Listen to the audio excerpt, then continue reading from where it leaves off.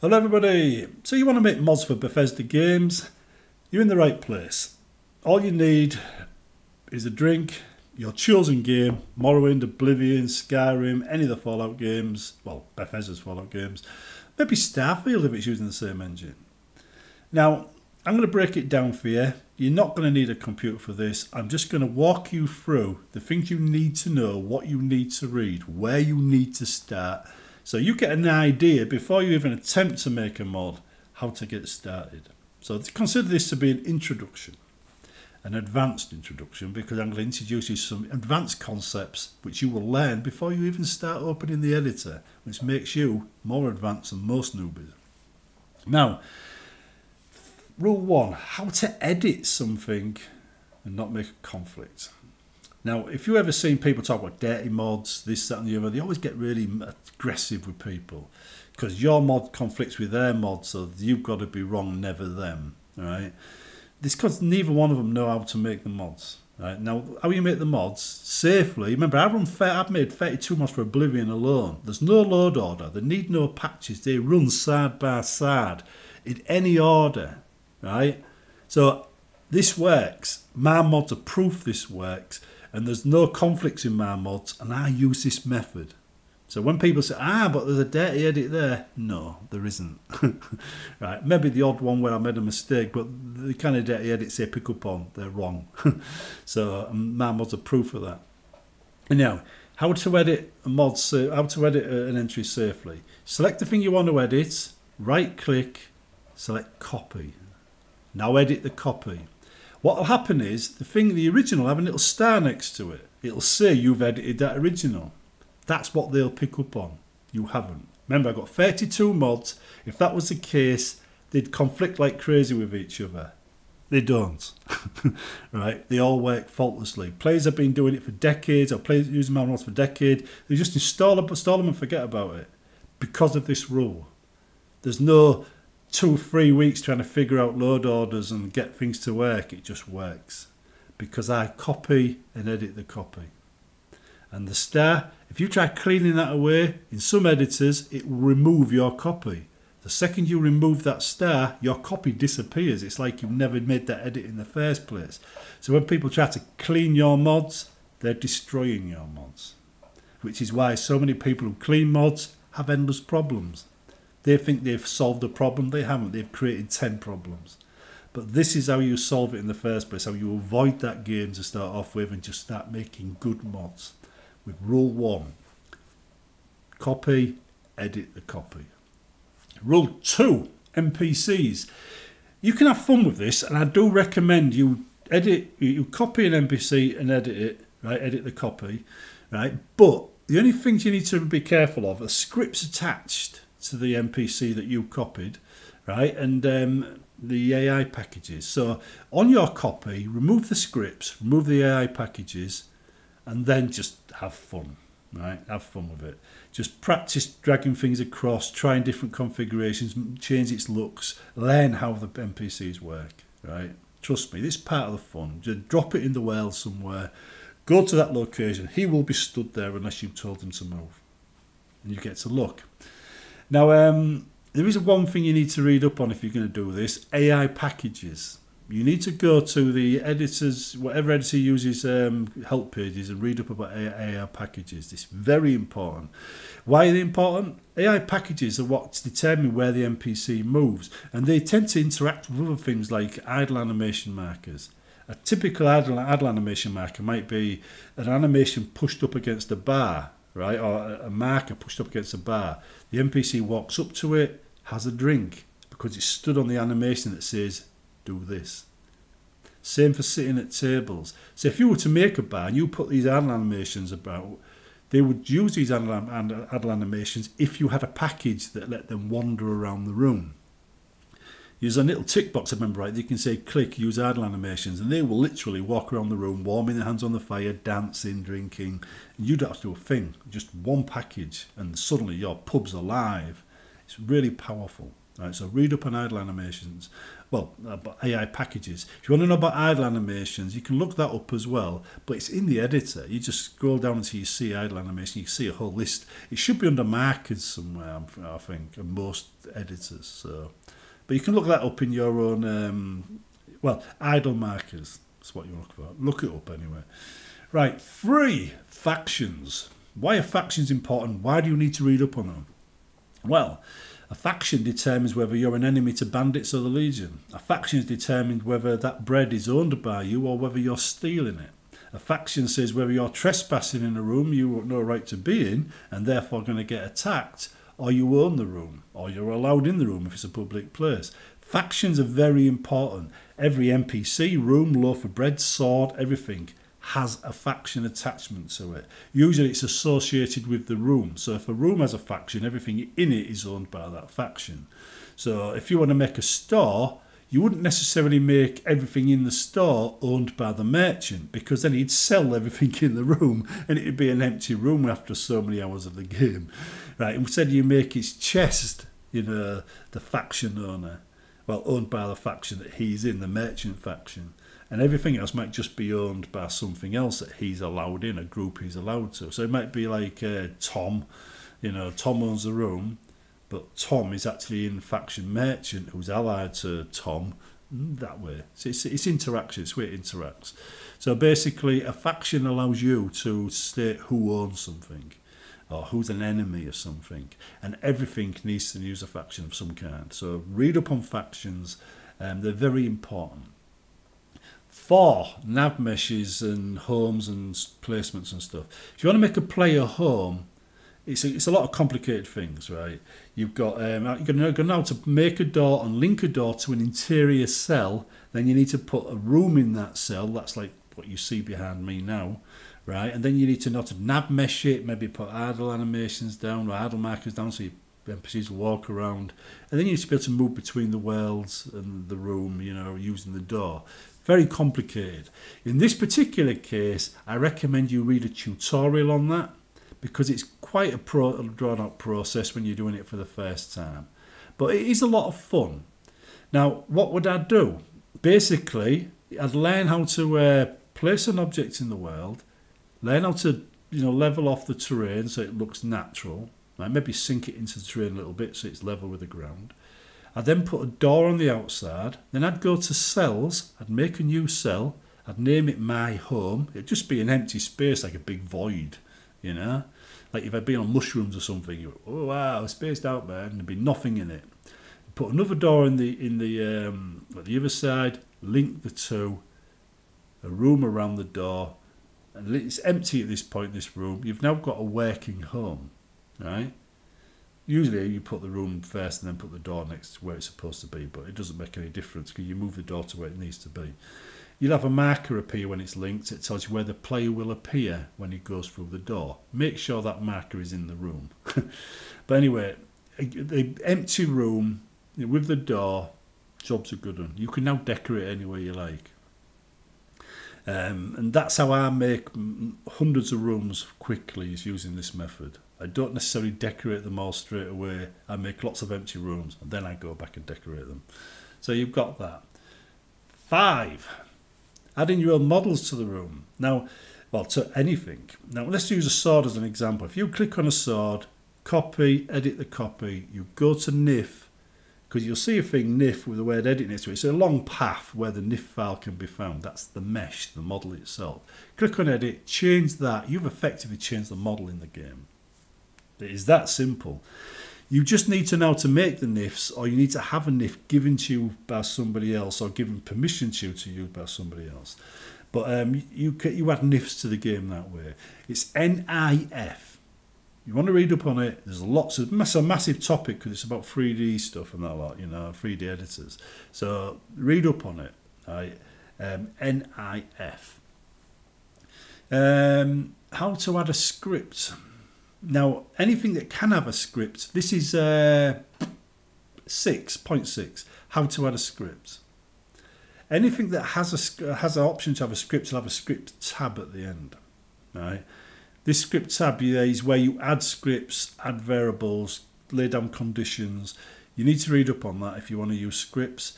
A script at its most basic does one action. And you get two different types of scripts. You get an object script and a quest script. An object script is a really good way of launching quests, because you can add it to a chest. When the chest is open, the quest is run.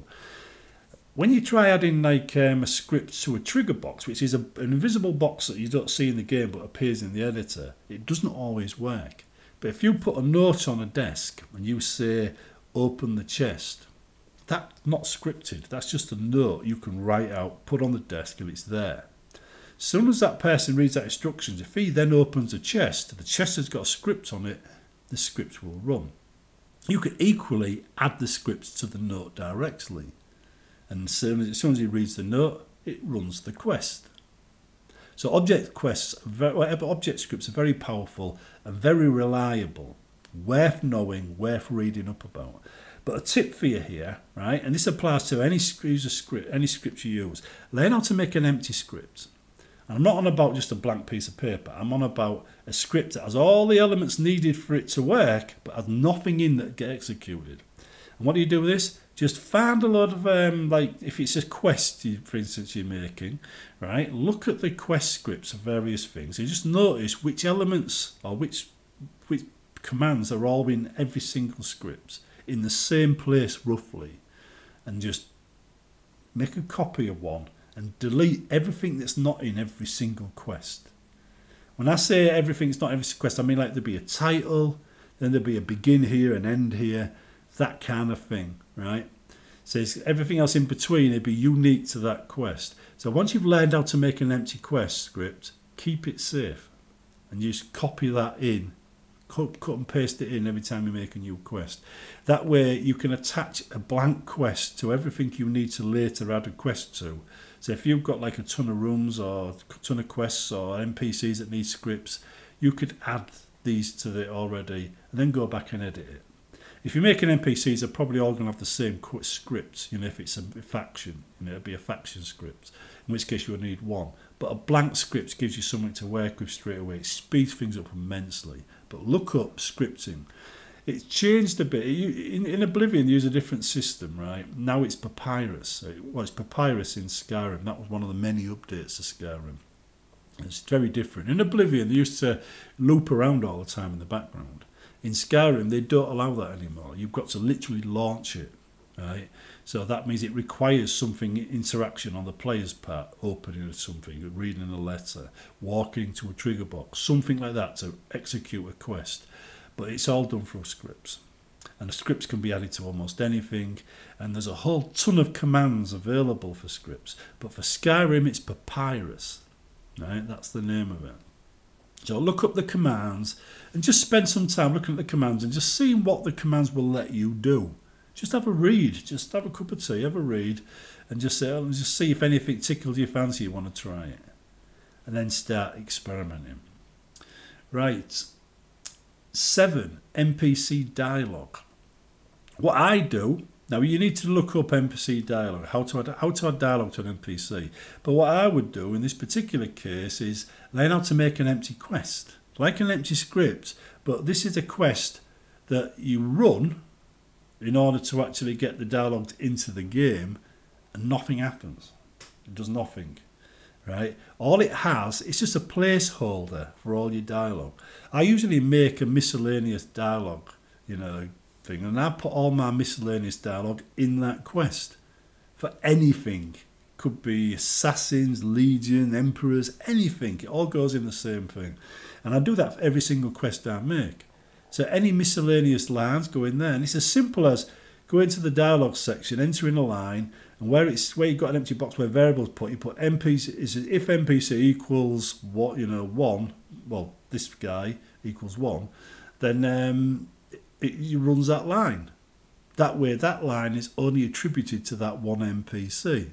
If it's a faction, I'd change it to a faction. But then if you've got like male, female members, a Khajiit and whatnot, when you record the line, it record one version of the line in Khajiit male, Nord female, Nord male, that kind of thing. And you'd have to go back and just process all those files. If you added it to every single character, and not every character, but every single race in the game, you'd have that line recorded for every race in the game as well. So you've got to narrow it down there in the dialog box. So you click on the dialog box, it comes up with the lines and the options, but basically you've got to limit it. It's all about limiting. When you're doing dialogue, just think of it as, how do you stop this being recorded for everybody in the game? And learn that, right? Learn that first. That's the only thing you need to learn to add dialogue to a character, is how to limit it so it's just used by that one character. Everything else is more advanced and wonderful to know, worth learning as well. But just to get the dialogue on the thing in the first place, it's usually an NPC equals your character equals 1, and that's the variable that comes in the dialogue box, and that limits it to that one guy. Then you record the line, and it adds it to just that guy. If he was a Nord male named Bob, then it would be put in Nord male with a special thing, and you could go and process that line and add it back. Well, that's by process, I mean clean it up, maybe add some effects or something to it. But yeah, read up on dialogue, but understand that its most simplest form, all you're doing is controlling which NPC says it, and that just requires you to say, he's the one that says it. But you do it in a scripted way. Now, 8. How to make quests. Again, here's a similar trick to to making scripts, right? Quests you make, I wouldn't recommend copying any quest like the tip 1 said, because there's so many elements involved. You'd be taking them all up forever. Instead, just select new quest, type in your name, go to the end, right? And if you want to have the same kind of script in each, take your blank script, which will also work for quests, stick it in there, right? Well, copy it, edit it, stick it in there, and give it a name like Quest 1. And then put your stuff in there. What I normally do is, though, I'll do new quest, right? Quest 1, and I add number of options I need at the beginning. Add a quest, get a script, add it to it, name it Quest 1 or whatever else, and then I'll leave it. I'll leave it in that state. It's an empty quest, right? At that point, right, I've got one quest with nothing in it, with Quest 1 on Quest 1 script. Right click copy, right click copy, right click copy till I've got 10. Then I go to the second one, Quest 2, change the script to Quest 2 or script 2. Next one, Quest 3, change the script to Quest 3. Next one, Quest 4, change the script to Quest 4. Right, making sure it's a new script each time, obviously. I mean, in theory, you could probably leave the script out and just add it, but you get the point. Then I've got 10 empty scripts, or 10 empty quests with 10 empty scripts. Then I learn how to link each quest. So that's a command that goes in the scripts thing. So you need to go back to the point 7, scripts, and look up how to launch a quest, the next quest from a previous quest. It's quite simple, right? There's usually a series of complete is complete. You can look at other quests and you can see how Bethesda do it. And you can cut and paste how they do it and change the quest to your quests. And then declare them as variables. Again, you need to read up about scripts to know how to do this, right? But basically the quest editor thing uses scripts quite heavily. So it's important in those scripts to do quests. But its simplest form, you just launch a quest. That's it. Anything in it will then be loaded in. In this case, all the dialogue would be for NPCs or anything you want to do. But when you want to make a quest mod, just make 10 empty quests if you want to do 10 quests. And then just start making your quests one at a time. And you link them all together, so when you complete a quest, the next quest runs. It's safer, like I said before, though, to do this from like a trigger box.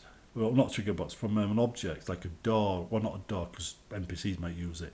A chest or a note or something like that. That's the easiest way to start quests safely without running into bugs that just stop it working 6 months down the line for no apparent reason. So if you put a note down there, you have to come and save me, I'm trapped in or whatever, and run the quest as a object. Run the quest from an object script on that note. Right, and then this quest will load, and when you launch a quest as well, right, for the first time, it executes the beginning of it, and that's it.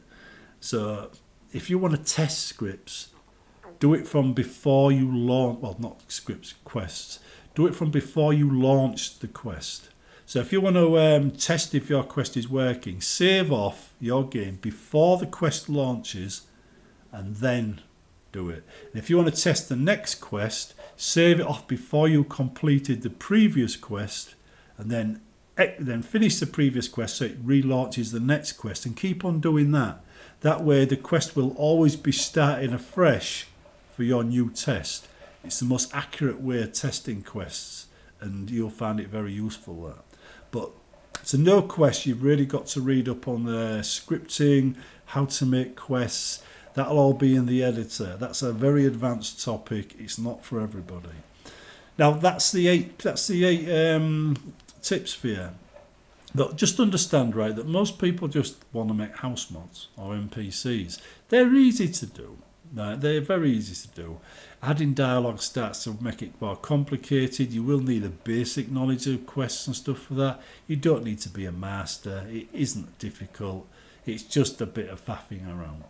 Okay? But remember, go to the editor help pages to learn all these things. Hopefully this has given you a broader view of what to expect and where you're going with it. And if it has, and you manage to get somewhere, absolutely brilliant. Let us know what you did and whether you enjoyed doing it or not. And I'll see you in the next one.